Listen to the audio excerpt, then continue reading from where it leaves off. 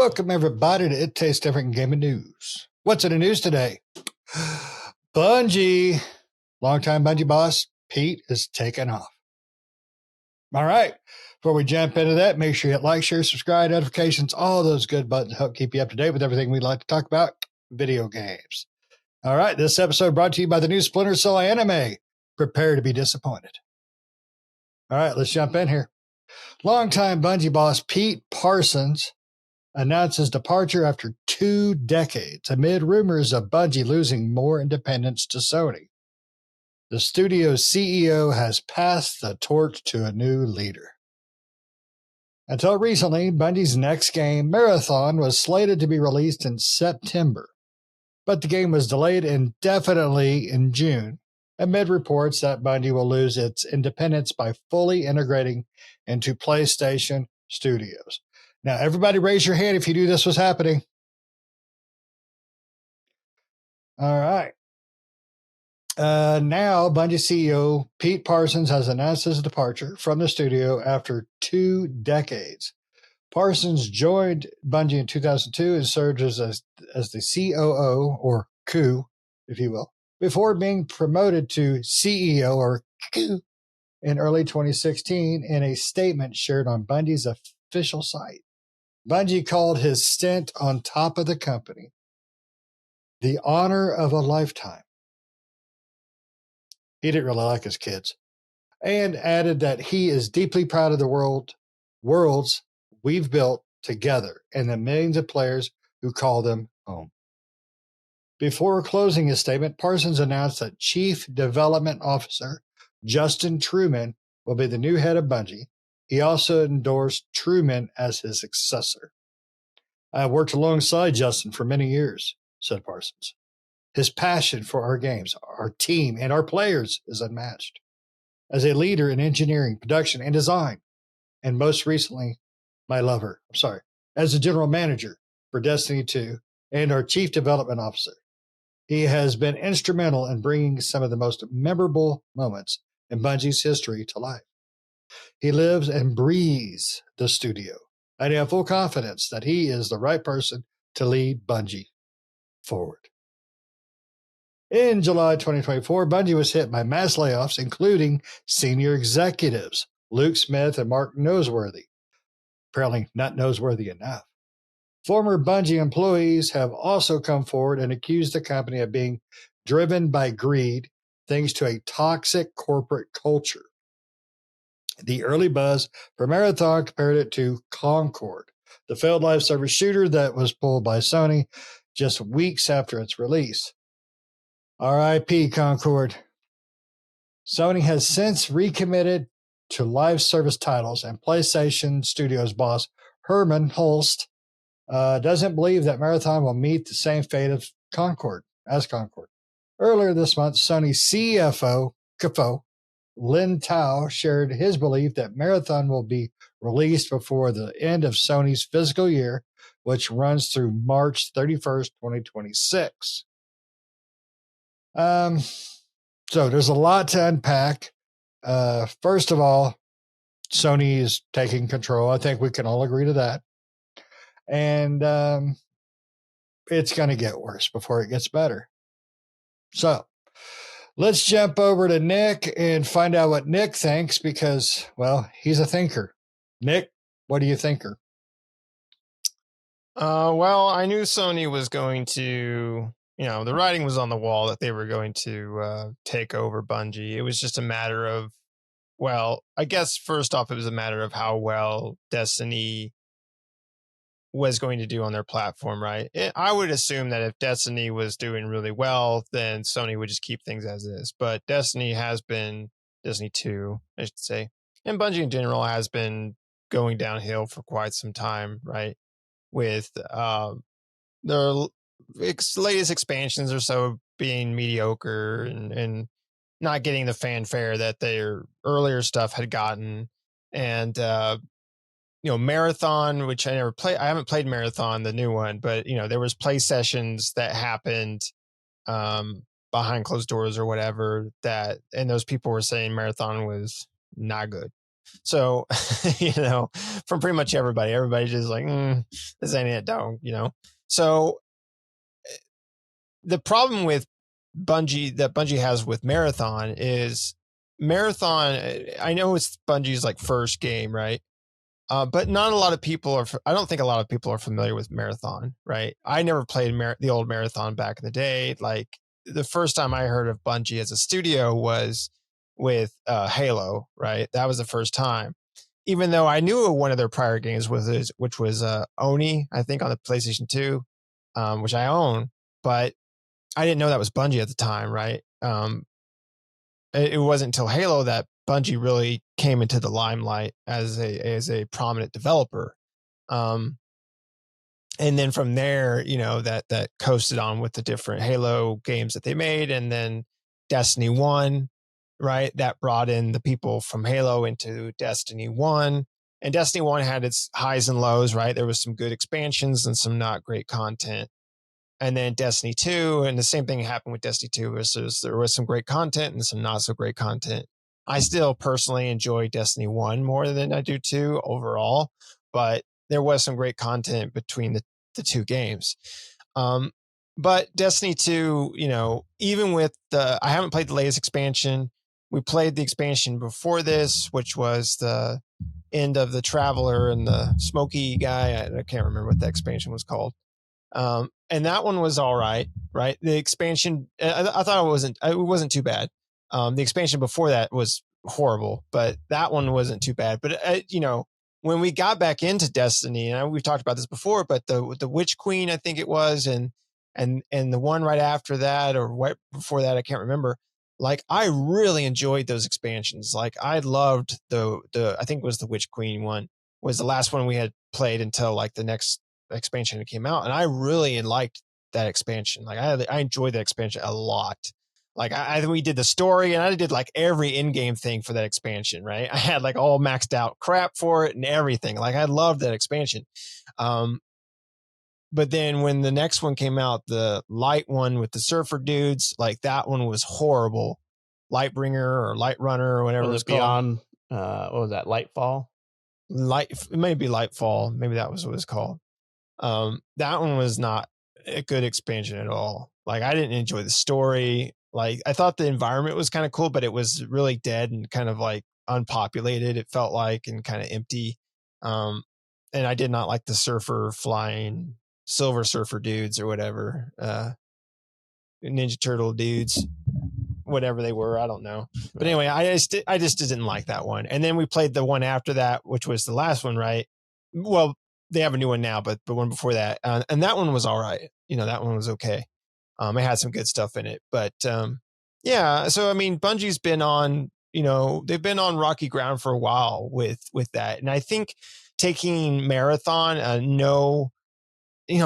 not a lot of people played the original Marathon, I don't think, and especially a lot of people that play Destiny now and stuff like that probably don't remember Marathon. I absolutely don't. Like, I didn't realize that was a game that existed until later on down the line when Halo came out and I learned about Bungie, and then kind of looked back at their back catalog and realized that Marathon was this old PC game. It was their first game. It was like a space shooting game, very similar, like Doom. It was a fashion. Doomy.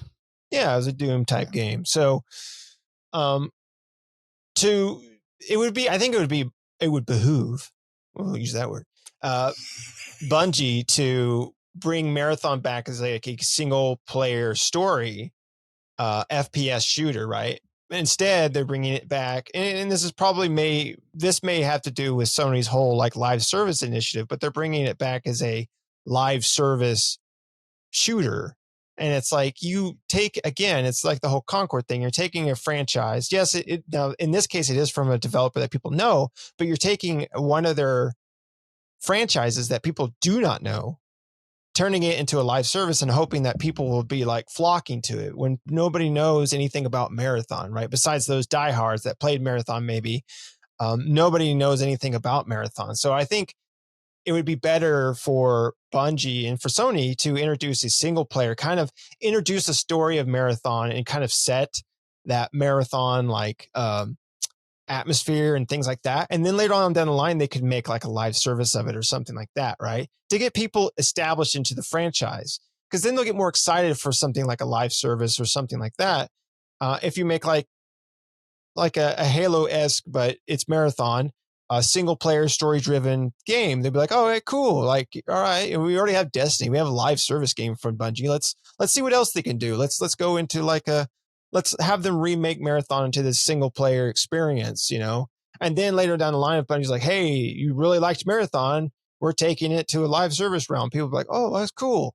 And be more excited for it. So I think Marathon initially, even coming out, was going to have a rough time, right? Even with Bungie's name on it, it was still going to have a rough time, mainly because it is one of those IPs that people just don't know really much about and aren't that interested in. But,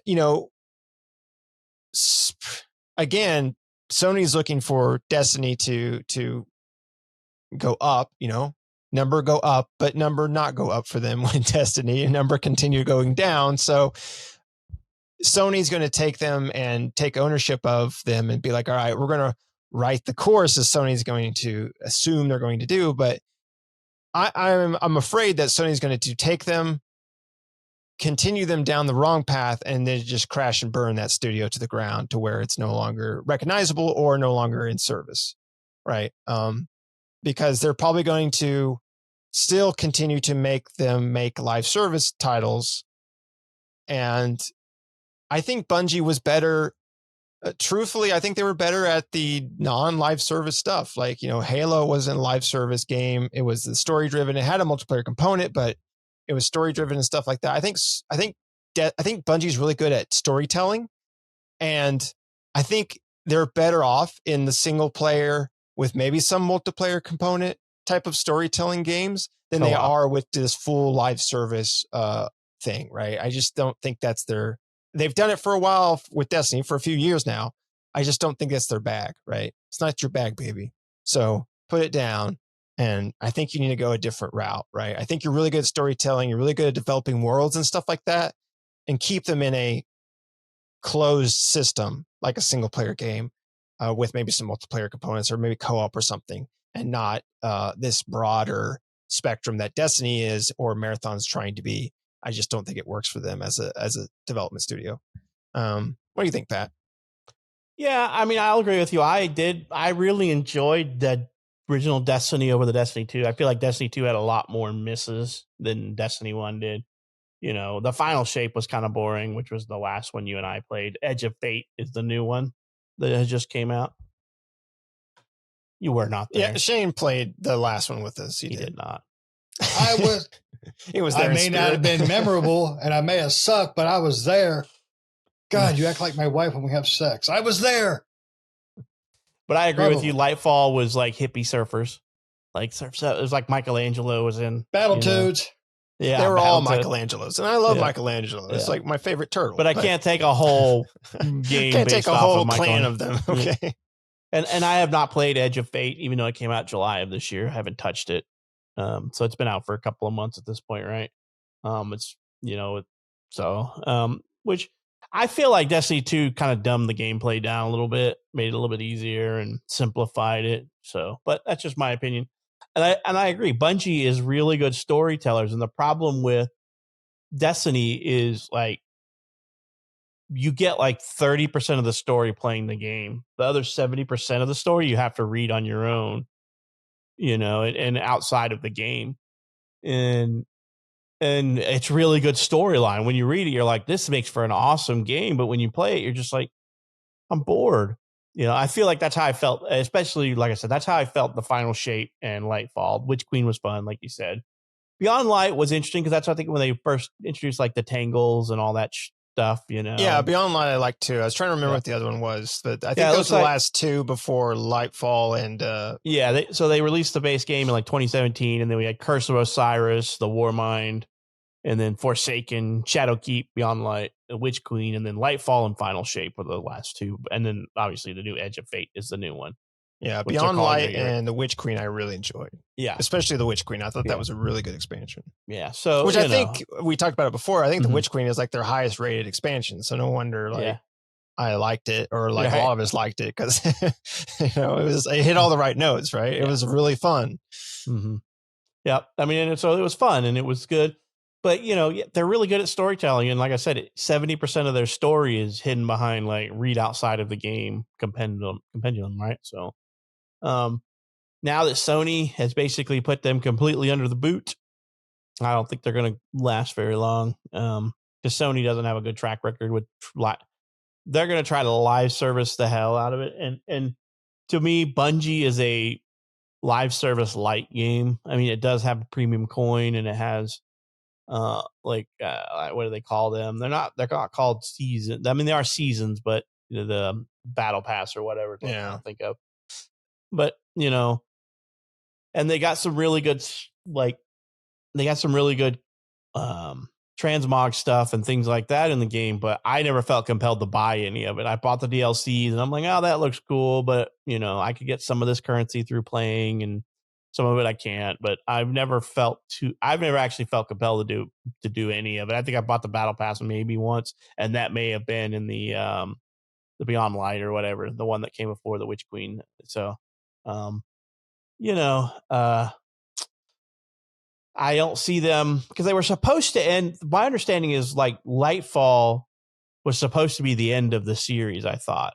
And then they just like, oh, we're going to do the final shape. We're going to do the Edge of Fate, and I'm like, well, when is this ending? When did Sony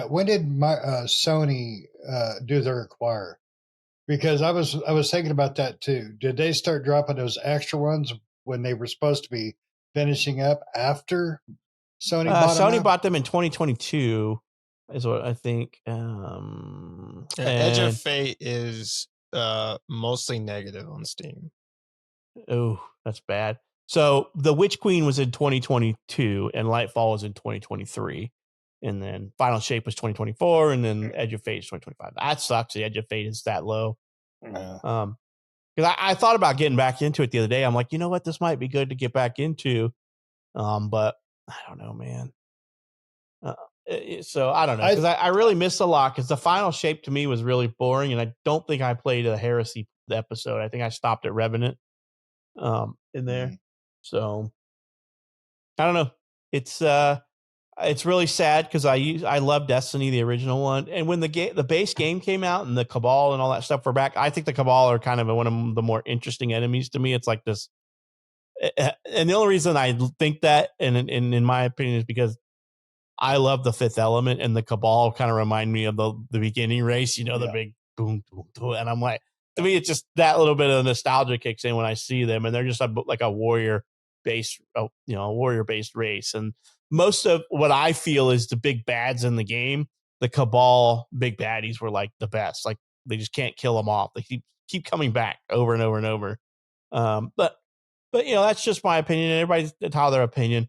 But I think Sony is going to squash this game, and not by killing it off, but by dragging it on past its prime. Because I honestly thought that what I had heard was that Lightfall was like the end of it, right? But I don't know.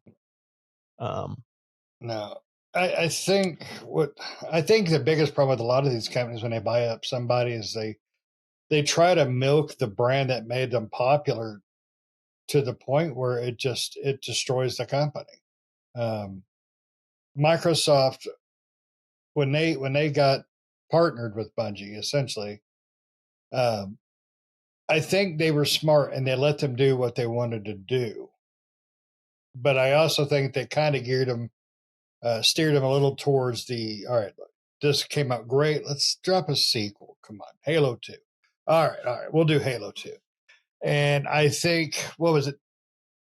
After Halo 2, wasn't that, didn't they make Brute Force? No. Who made Brute Force? Because it was like the next big Xbox game. I think Digital Anvil. Yeah. Oh. Digital Anvil made Brute Force. Digital Anvil. Okay. And I don't know. I think which is a Microsoft developer that's no longer around. Oh yeah, and that's the other thing. Bungie won't be around much longer if Sony has their way, because Sony's going to just milk the franchise. If the franchise don't keep up, then Bungie will just go the way of the dodo, just like so many other developers need to get bought up. Do you know what Digital Anvil's best game is? Oh Everybody's probably played God, it. Brute Force 2. No, I don't know. Freelancer. They made Freelancer. Well, we know they failed at least once, but I think. Did you not like Freelancer? Oh no, I meant Brute Force was their failure. Oh, Freelancer was fine. No, Brute Force, oh my God, what a turd!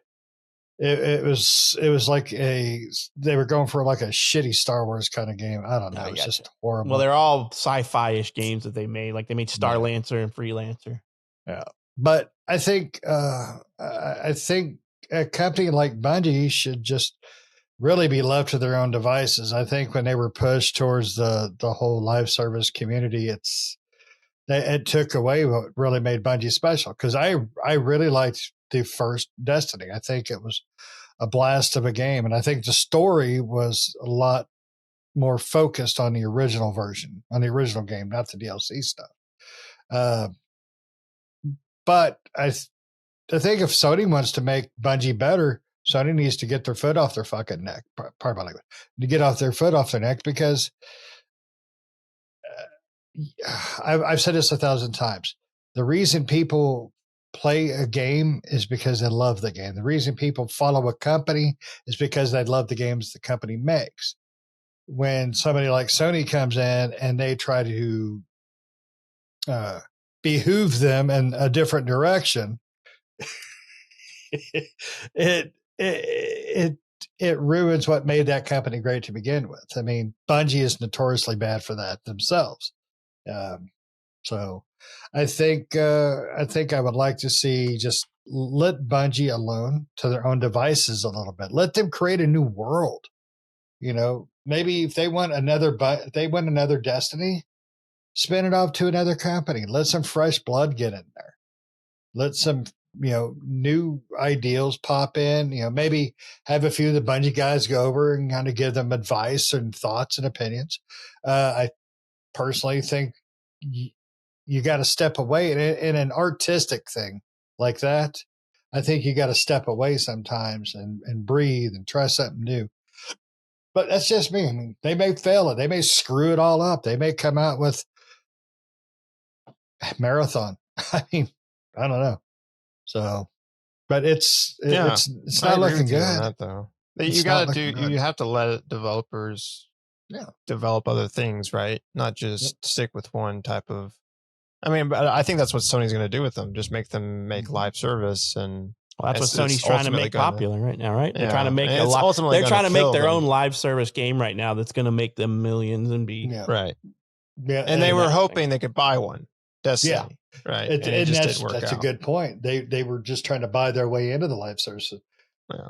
And look how that's working out. Not so much. I kind of wonder, I never paid close enough attention to this, but I do know that the last, I would say, few expansions of this game, that the microtransaction store has been a bigger part of the game. And what I mean by that is like they create some really flashy outfits and emotes and like ships and things like that you can't get, or that are really difficult to get outside of the store. And to me, that felt like, because I don't remember the store being that big of a central focal point in like Destiny 1 and then the release of Destiny 2 and all that. I mean, you were like, meh, that stuff's okay. I don't see anything on there I gotta have or any reason to buy this or anything like that. But they became super flashy, and like the coolest armor sets and the coolest ships were only available through the microtransaction store, or extremely rare to get outside of that, right? And I feel like maybe they focused in the wrong areas is they're being forced to by Sony, because they're like, hey, you need to make us this money. Instead of being allowed to tell, instead of dedicating their teams to storytelling and gameplay and all this, because I felt like the whole Strand class in Destiny has been around for like forever, and they haven't changed any of it up, and that's how it felt to me, and it just, I'm like, I want some new gameplay. I don't care that you release new story content. I mean, that's cool, but I need new gameplay mechanics, something to keep me going. I don't want the same thing, just as a new piece of the story arc, right? But that's not where live service is, right? Live services company mindset is not on making new. It's on making money as cheap as possible, right? Like how can I make the most amount of money with the least amount of effort? And that's cosmetics and crap that doesn't make a difference in the game outside of visuals, right? So I mean, they could have definitely, like, if they would have introduced like space travel, right, where you can actually fly your ship and stuff. Later on down the line, right, they decided, hey, we're releasing this expansion for this huge expansion that overhauls like some things where now you can fly, space combat or something, right? or space combat, and that's stuff like one that. thing Like I that would always revitalize that franchise. People would like swarm in to be like, oh, I want to check this out, especially if it ended up being good. But yeah, you're exactly right. Like even when they introduce new powers, like, oh, you're getting new powers this time around. It's like, cool. It's like, it's a power that's very similar to the powers you already have. Yeah. It's like, it's a sub power of one of the three, solar, right, et cetera, et cetera. And they didn't even introduce a new class in Destiny 2, right? Which, or even later down the line, like, still the base introduce 3, right? Introduce a new archetype or new type of class, or just stop making that crap. Put out something new, something that different. too. I think Marathon, and I really didn't know nothing about it. I mean, it was one of those games I've heard of, but I don't know anything about it. And I think for them to go to something new is great, but the direction they're taking that game obviously is not working for people. And I will 100% put it all on Sony. I mean, Pat's foot on the neck analogy is perfect right there. To me, Destiny used to be more tactful and strategic combat. Now it's all more like fast-paced combat. I don't know if you feel that same way, Nick. Do you feel? Point.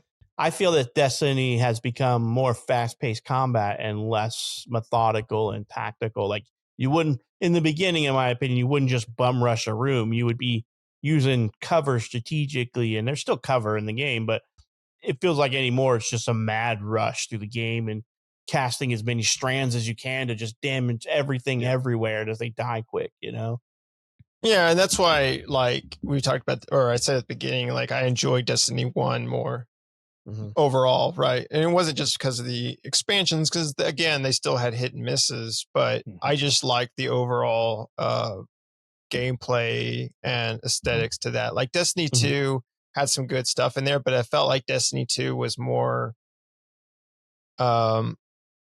trying to be more like mainstream and ease of access type of thing, where they're trying to bring in casual players and stuff like that, where I felt like the original Destiny was more focused on those who wanted to play like a shooter, like be engrossed in the building of your character and in the world and things like that. And Destiny 2 is just kind of like, hey, it's open for everyone, like come on in, you can easily get through this, and stuff like that. Yeah, it's not as difficult. Like there's still some difficult moments, but I mean it's the not raids like is the difficult moments. It's not like it used to be. Like because I remember playing the original Destiny, and there was some, like, we tried some of those raids or dungeons or whatever, and like those were really hard to get through, and it kind of reminds me too of like I know this game is completely different, but like the Division versus the Division 2, right?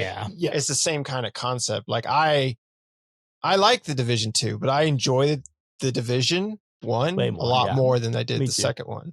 So now I think a part of that, though, guys, and that, this might just be me, it also might be the part that the sequels didn't progress. They didn't bring anything new. Yeah, they just they set a number for the dollar flu, right? Exactly. And I think that's why Destiny 2 and the Division 2, which is really a good example, because I really enjoyed the Division 1. It was definitely different and it was unique in its way. Whether or not it was perfect or, everybody loved it, that's up to them. But I remember it is one of those things where, sorry, Pat, it is one of those things. So did they do enough to really warrant that as a sequel, or was it just another version 2.0 of the game? And it really does. And Pat's correct. I think that's right. It did feel a lot simpler because I remember just unlocking the double jump for my character in Destiny 1. and how I went back to places and how unique it felt and all that. But everything we got in the new content and everything on 2, just none of it felt exciting. None of it felt new, and none of it felt really, this is going to be great. This will work for this, or this will work for that. I mean, I could run around with the same damn light gun, whatever, and take out the same enemies as you guys if they were, different. A different weapon would work better on, like the Sunfire crap or whatever the specials were. I can't remember now. It's been so long. Yeah, and I feel like we've also spent more time. I mean, I felt like I spent more time in the original Destiny and the original Division, right, than I did Division 2. I think it's been exploring. And Destiny 2. We played the Division a lot. I mean, we made it to end game content in the Division, and I don't think we scratched the end game in Division 2 because it just felt all boring. But I remember how difficult it was, and then we complained. I remember we complained about the end game in 1 just because the only way they changed difficulty was by throwing more grenadiers at you, right? Because they couldn't really do anything else. It's combat. It's gun combat. So what are they going to do to make combat more difficult? More drones, more grenadier combat, and that's what they did, right? You can't even get in cover. Doesn't matter when it's grenadiers, right? That's how it worked, right? So I remember that, and I remember us getting so peeved off that we figured out how to cheese the final raid by shooting everybody through the wall, and I'm like, this is so bad. This game is so hard. Then we can't beat it, so we cheesed it. Just so we got our jackets, though. We got our jackets to cheese it. And I'm like, we need our jackets. We got to do this. And we cheesed it through the wall. And I'm like, now we got to beat it for real. But we know we were running out of time to get the jacket before the next content patch came out or whatever. But yeah. So. Yeah, it's sad to see what's happened to Bungie. It really is. Because I think their partnership with Activision, when that originally started with Bungie, I think Activision did enough to let them kind of do their own thing. And then Sony, they went on their own, and then Sony kind of bought in and made things worse. And don't get me wrong, I think Bungie themselves made a lot of changes that I would disagree with before Sony got involved. So hopefully Bungie will not disappear like a fart in the wind. They will come back from this. I really hope so, because I think I don't know, is the original Bungie developers still there?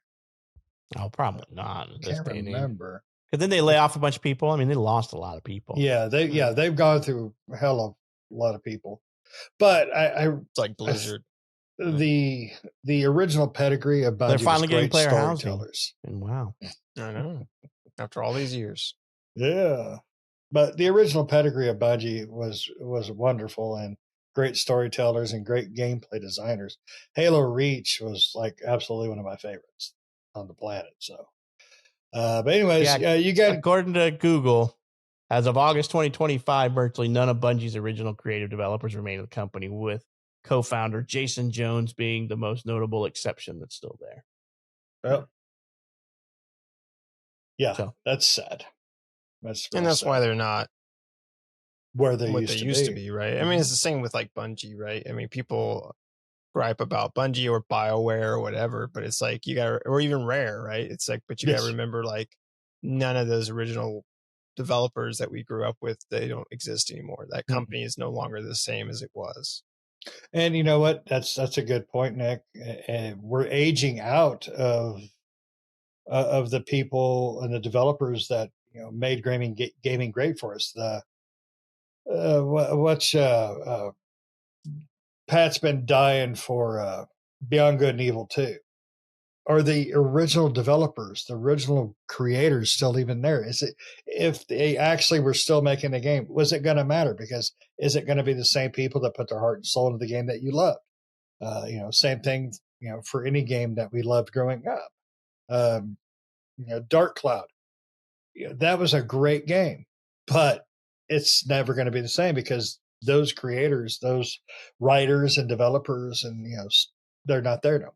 So we're aging out of that because those people are passing, they're retiring, they're selling off stock, they're sitting on islands, sitting in coffins. We're getting old, people. So true. It's it's just the nature of the beast of life. So, But Life. anyways, I'm starting to get sad because I realize I'm really freaking old now. So you guys got anything else to say before I start, Indiana Jones and the Temple of Doom on this crap? Nope, we're all getting old, Grandpa. All right. Everybody get off my freaking lawn. All right. Made it to the end. Congratulations. You made it. We're proud of you. Bozo button is in the mail, and our appreciations are right here on the like and subscribe button. So hit that. Let us know that you like us because we like you. All right. But let us know what you think, though. Is this another nail in Bungie's coffin? Is this another couple pounds of pressure from Sony on the neck of Bungie? Let us know what you think in the comments below. Let us know what you think about Destiny 2, the progression from start to where they're at now with the current DLC. Let us know what you think in the comments below. And until next time, see you.